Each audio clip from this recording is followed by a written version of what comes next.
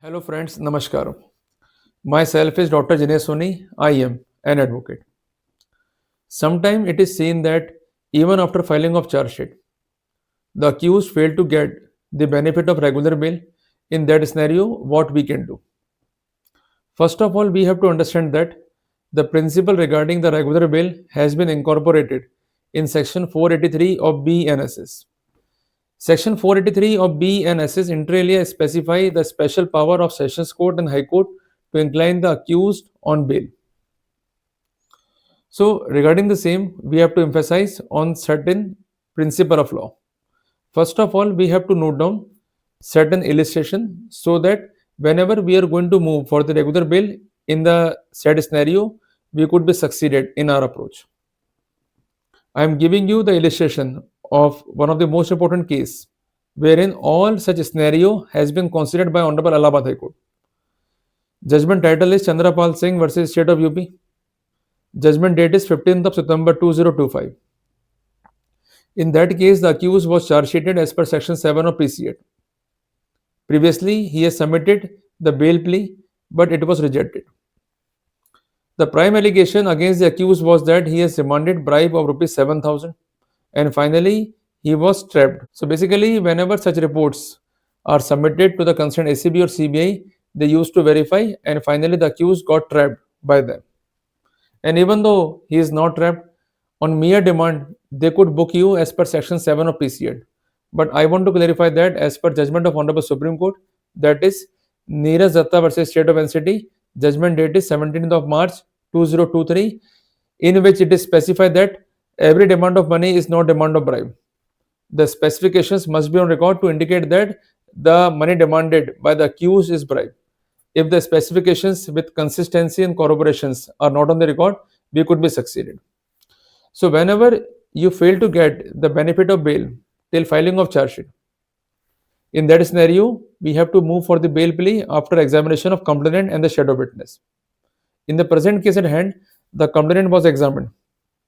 The defense admitted that he has not supported the case of prosecution. As we know that the concerned complainant is a direct evidence, and if there is no corroboration by him, and apart from that he turned hostile, we could get the benefit because demand and other scenarios are not proved. As we know that it is duty of the prosecution to prove the case beyond reasonable doubt. We are not supposed to prove our defense beyond reasonable doubt. We are supposed to submit the plausible explanation of the scenario so that we could be succeeded. If we totally fail to do the same in that scenario, presumption will be drawn and the prosecution could be succeeded in its approach. But I want to clarify that we are having two categories. Number one, demand of bribe. Number two, recovery. If it is a case of demand only, in that scenario, we are supposed to give our explanation as per section 20 of PC Act. But if there is recovery also, we are supposed to give the additional explanation regarding the recovery. If we fail to do so, adverse inference could be drawn by the concerned court as per section 119 subclause G of Bharatiya Nyaya Sanhita. So in that case, the accused submitted that the concerned complainant has failed to corroborate with the version of prosecution, and this is a plus point in favor of accused. And apart from that, during the examination, he turned hostile and he denied the fact that accused has demanded rupees 7,000 as bribe, and he also denied the fact of acceptance as well. In that case, the accused was in jail since a long time. I want to clarify that if the accused is in jail, it is one of the most important ground to get the bail. But deliberateness or delay must not be on the part of accused. If the prosecution or the concerned court fail to give the explanation regarding the delay, in that scenario, Article 21 of Constitution of India is infringed, and on that point we could get the bail plea, because as we know that we are eligible to get the fair proceeding, which also include the right to get the trial in the speedy manner.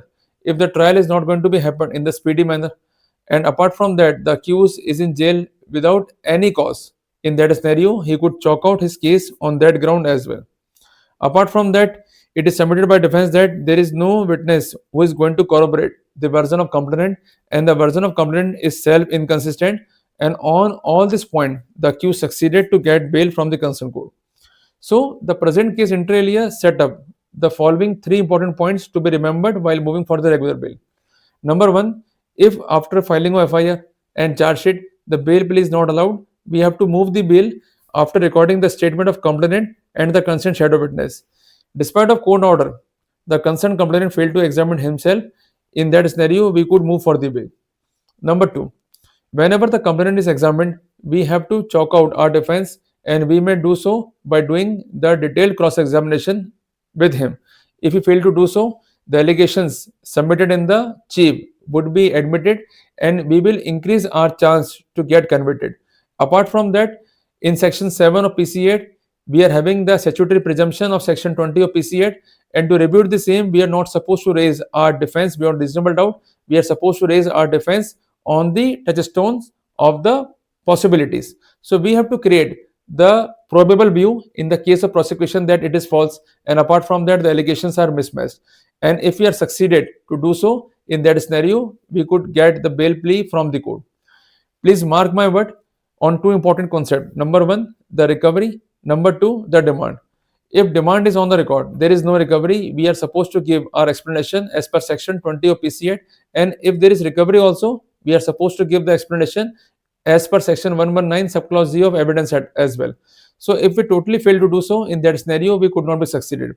So cases are quite simple, but simply we have to work out on the mathematical scenario, and our prime attack must be on demand.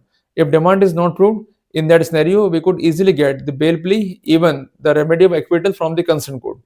See you in the next video. Till then, Jai Hind, Jai Bharat.